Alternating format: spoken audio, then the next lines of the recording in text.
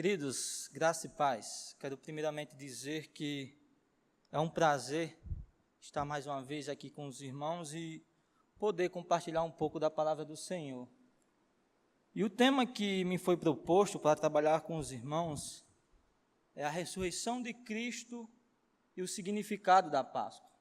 E para a gente trabalhar esse tema, eu convido os irmãos a abrirem 1 Coríntios, capítulo 15, onde nós leremos o verso 20, do verso 20 ao 22.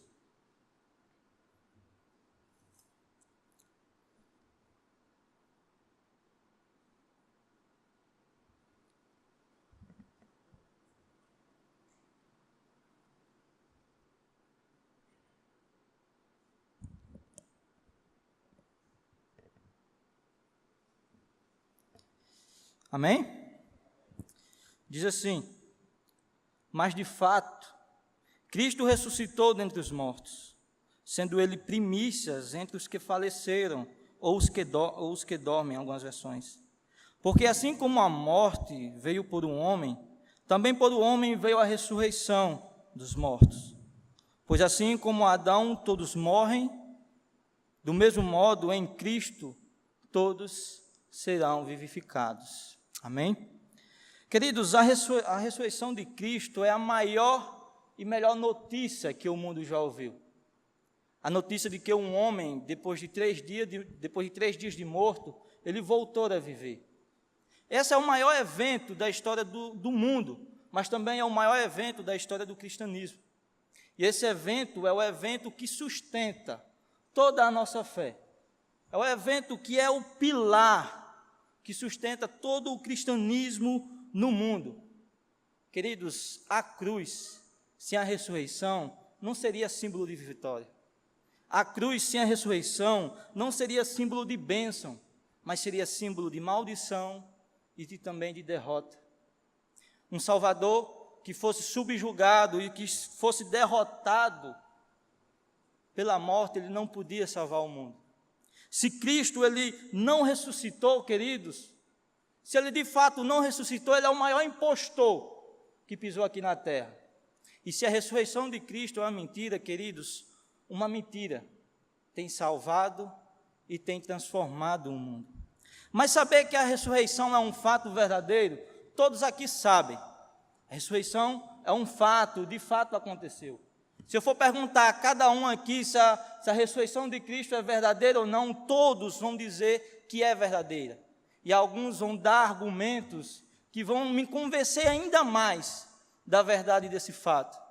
Mas se eu perguntar a maioria dos cristãos brasileiros ou apudienses, o que significa Cristo ter ressuscitado, vai acontecer como uma vez aconteceu comigo, ficar calado. Uma vez eu fui questionado sobre o significado de Cristo ter ressuscitado. O que significava? Que implicações tinha para mim? Queridos, eu como cristão, eu não soube responder. Isso me envergonhou. Me envergonhou. Mostrou que eu estava buscando coisas que são secundárias da fé cristã. Estou me esquecendo daquilo que sustenta a minha fé. Pois, querido, você prove que a ressurreição é uma farsa, que o cristianismo é destruído. Você prove que a ressurreição não existiu, que a ressurreição de Cristo não é verdadeira, que o cristianismo é destruído, você não tem mais fé. E a nossa intenção, queridos, é analisar aquilo que Paulo diz nesses textos. E no final a gente ter a resposta para essa indagação. Qual o significado de Cristo ter ressuscitado? Amém? Paulo começa dizendo assim: mas de fato, Cristo ressuscitou dentre os mortos. Aqui Paulo ele faz uma afirmação que assegura a verdade da ressurreição de Cristo. É uma afirmação também que vai contra alguns ensinos que tinha na época, ensinos que negavam a ressurreição de Cristo. Ensinos que diziam que não havia ressurreição e que por isso Cristo ele não tinha ressuscitado. Mas além disso, queridos, além da afirmação de Paulo contrapor essa doutrina, esse ensino, esse falso ensino, ela também assegura tudo aquilo que ele já tinha defendido e comprovado a respeito da ressurreição, no capítulo 15, onde nós vemos lá do verso 4 ao 18, ele defende de uma forma clara e objetiva que a ressurreição de Cristo é um fato verdadeiro, que a ressurreição de Cristo de fato aconteceu. Ele diz lá que a ressurreição de Cristo era algo que já havia sido anunciado, pois as Escrituras anunciavam esse fato. Ele diz também que a ressurreição de Cristo, que o Cristo ressurreto foi visto por algumas pessoas. Foi visto por Pedro, por Tiago, foi visto pelos 12, foi visto por mais de 500 irmãos, e que muitos ainda estavam vivos na época. E depois ele diz que a ressurreição, que o Cristo ressurreto foi visto por ele mesmo. Ele mesmo viu o Cristo ressurreto, mostrando, queridos, que a ressurreição foi um fato testemunhável. Foi um fato em que houve testemunhas que viram o Cristo ressurreto. Mas, por último, ele diz que se Cristo ele não ressuscitou, a sua pregação e também a sua fé eram inúteis, eram vãs, porque não fazia sentido ele crer num Salvador que estava morto, ele crer num Salvador que havia sido derrotado, crer num Salvador que estava sendo subjugado pela morte. E se o Salvador ele não ressuscitou e ainda está morto, queridos, não há motivos para nós termos esperança. Não há motivos para nós termos esperança em um Salvador que está morto. Não há motivo nenhum. O que Paulo faz, queridos, é simplesmente comprovar e mostrar àquelas pessoas daquela época que a ressurreição é um fato incontestável e que ninguém podia negar. Ninguém podia negar que a ressurreição de fato aconteceu. É isso que Paulo faz. Ele dá provas por isso. Assim como se eu perguntasse, alguns também iam dar provas que Cristo ressuscitou. Mas, queridos, a maior prova que Cristo ressuscitou não é essas que Paulo escreveu. São provas que de fato defendem. Mas a que é mais eu me apego é que Cristo até hoje tem mudado a vida das pessoas. Cristo até hoje tem transformado vida de homens e de mulheres no lamaçal do pecado. Pessoas como Paulo, que perseguia cristãos, mas que foi salvo, hein? Ele viu o próprio Cristo, foi salvo pelo próprio Cristo e se tornou um mártir cristão. Cristo, ele tem salvado, ele tem transformado as vidas, e isso prova que ele vive. A ressurreição de Cristo é uma verdade incontestável. Nós não temos propriedade para negá-la. A verdade de que o homem crucificado, morto, e que ao terceiro dia ressuscitou. E é isso que nós podemos ver lá em Lucas 24, no verso 3 ao 6, onde as mulheres vão visitar o túmulo de Jesus e lá encontram o anjo. Elas entraram, mas não acharam o corpo do Senhor Jesus, e ficaram perplexas com isso. Então lhes apareceram 2 homens, com roupas resplandecentes, e ficaram com medo, e abaixaram os olhos para o chão. E eles lhes disseram: por que procurais entre os mortos aquele que vive? Ele não está aqui, mas ele ressuscitou. Bem diferente dos outros líderes religiosos, como Maomé, como Buda, como Allan Kardec, em que você pode visitar o túmulo dessas pessoas. Você pode ir lá e visitar, mas o túmulo de Jesus está vazio. O túmulo de Jesus, não há ninguém lá, pois aquele que esteve naquele túmulo, hoje vive. Aquele que esteve ali por 3 dias naquele túmulo, hoje está transformando as vidas das pessoas ainda. Ele transformou naquela época e até hoje tem transformado. É uma ressurreição também diferente dos casos que nós encontramos na Bíblia, como a de Lázaro, que depois de alguns dias, ele também ressuscitou. Mas diferente de Cristo, ele voltou a morrer. E Cristo não. Cristo, ele vive. Queridos, na continuação do verso, Paulo nos mostra que a ressurreição de Cristo é uma garantia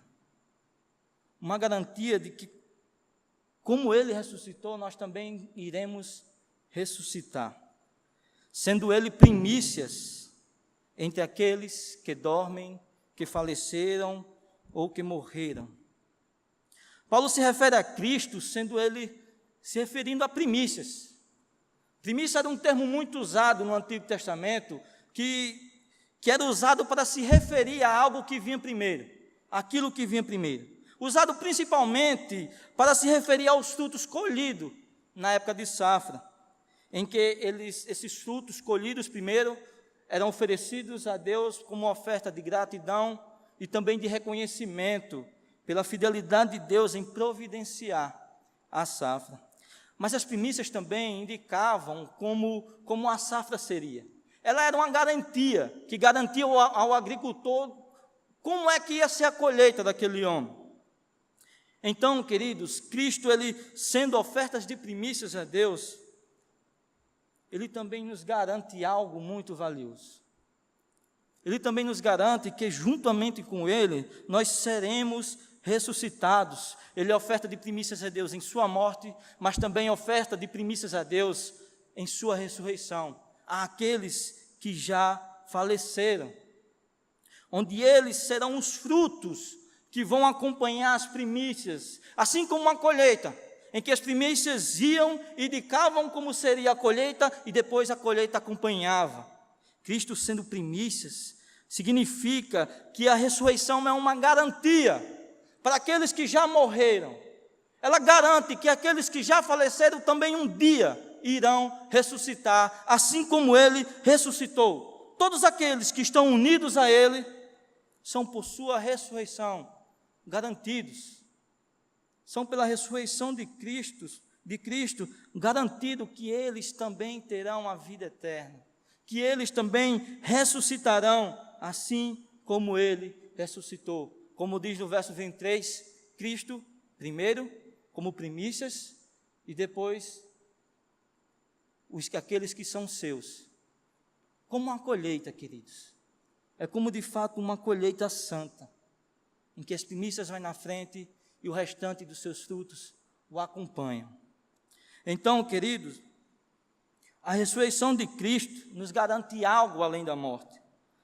Ela nos garante que mesmo que a gente morra, nós vamos ter vida juntamente com Ele. Isso quer dizer, queridos, que nós podemos ter esperança e garantia na vida eterna, pois a ressurreição de Cristo garantiu isso.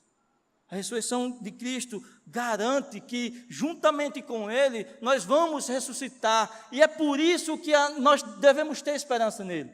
Devemos ter esperança naquilo que Ele fez, como diz em 1 Coríntios, se nós esperamos em Cristo, somente nesse mundo, nós somos os mais miseráveis, nós somos os piores.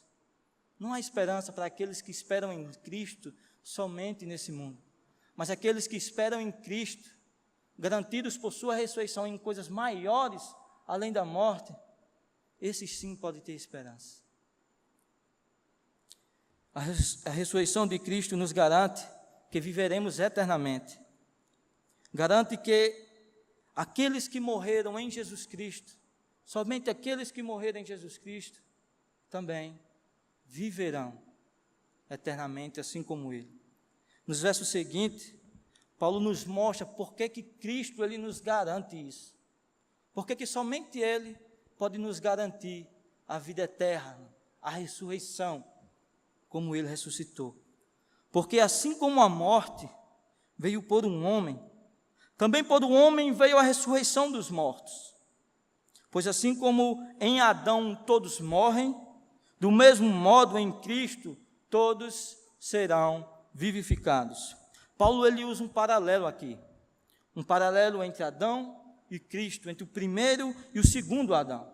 O primeiro Adão, o representante do homem lá no Éden, que pecou em desobediência a Deus e levou toda a humanidade ao estado de pecado, fazendo com que toda a humanidade herdasse essa maldição, mas também herdasse todas as suas consequências, inclusive a morte. Pois através do pecado, queridos, através do pecado do primeiro Adão, todos os homens, eles se tornaram mortais, fazendo com que a morte viesse reinar sobre a vida dos homens, porque todos os homens herdaram a natureza pecaminosa de Adão, como diz lá em Romanos, capítulo 5, verso 12 e 14. Portanto, assim como o pecado entrou no mundo por um só homem, e pelo pecado a morte, assim também a morte passou a todos os homens, pois todos pecaram. Verso 14. No entanto, a morte reinou de Adão até Moisés, mesmo sobre aqueles que não pecaram, à semelhança de Adão. Por causa do pecado, queridos, a morte reinou sobre a vida dos homens. Por causa do pecado, irmãos, os homens perderam as suas esperanças, pois a morte reinou sobre eles. Em Adão, queridos, todos aqueles que estão em Adão estão debaixo do reinado de morte. Um reinado que acorrenta os homens à escuridão. E se os homens eles estão acorrentados à escuridão, eles não podem esperar nada mais do que a própria morte. Queridos, e se nós esperamos por nada mais além da morte, é porque nós somos subjugados a ela. Isso significa, queridos, não ter esperança. Ser subjugado à morte significa não ter esperança, significa de que a sua esperança não passa nada, não passa de nada além da morte. Mas o segundo Adão, Jesus Cristo, que diferente do primeiro Adão andou em perfeita santidade, que cumpriu tudo aquilo que Deus desejou, tudo aquilo que Deus ordenou, mas que por ele também veio a ressurreição. E quando a gente fala de ressurreição, significa que a morte ela foi vencida. Significa que o reino de morte que estava sobre o mundo, enviado pelo pecado, foi derrotado. Foi derrotado pela justiça do novo e supremo Adão, do último e supremo Adão. De modo que aqueles que estão em Cristo, queridos, são vivificados. Eles são tirados de um reino de morte, de um reino de escuridão, e são colocados em um reino de vida, onde há esperança.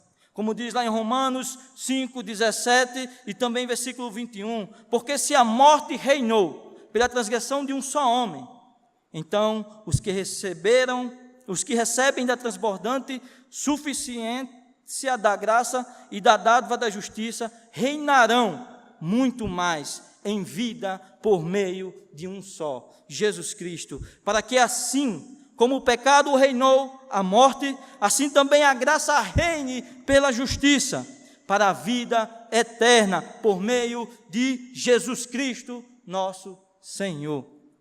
Na ressurreição de Cristo, a morte ela foi derrotada. O reino de morte não tem mais domínio.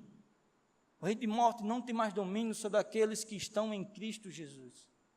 Não domina mais, não subjuga aqueles que estão em Cristo Jesus, trazendo a essas pessoas esperança, pois aqueles que estão em Cristo sabem que eles terão vida mesmo após a morte, pois o inimigo que subjugava os homens, a própria morte, foi derrotada por Cristo.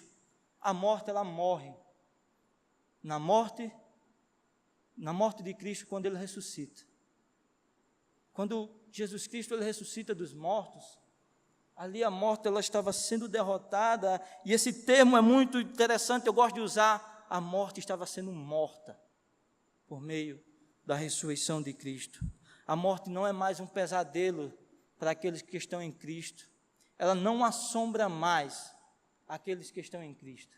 Aqueles que estão em Cristo não têm mais medo desse inimigo, pois ele foi derrotado. E como Paulo diz, morrer é lucro. Para aqueles que estão em Cristo, morrer é lucro, porque eles sabem que quando morrerem, eles vão para um lugar muito melhor. É só uma passagem para a vida e vida em abundância.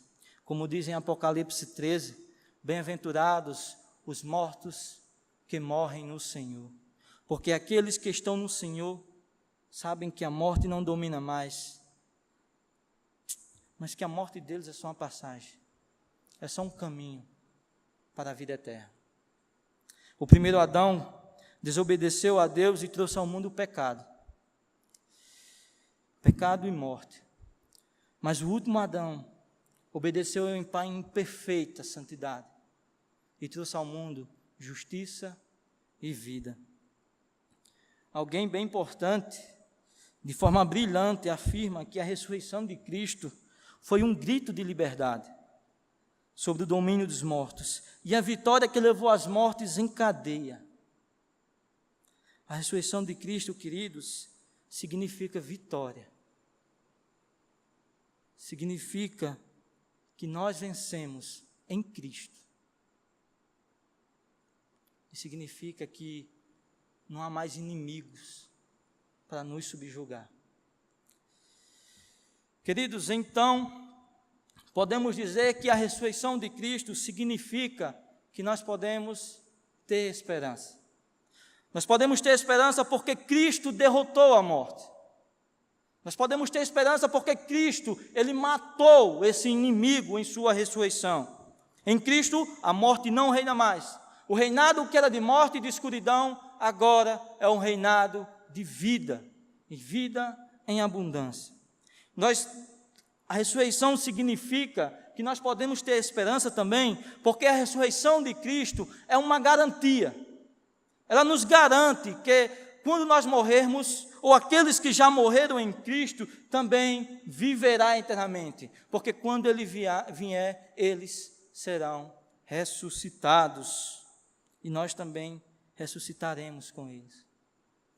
Queridos, e aqui está o significado da Páscoa, que ela significa, queridos, que nós podemos ter esperança e também garantia. É isso que ela significa. Nós podemos ter esperança e estar garantidos na vida eterna, pois a ressurreição de Cristo matou a morte, derrotou a morte, e a ressurreição de Cristo, ela nos garante a nossa ida para a vida eterna com Ele. Amém? Que Deus os abençoe.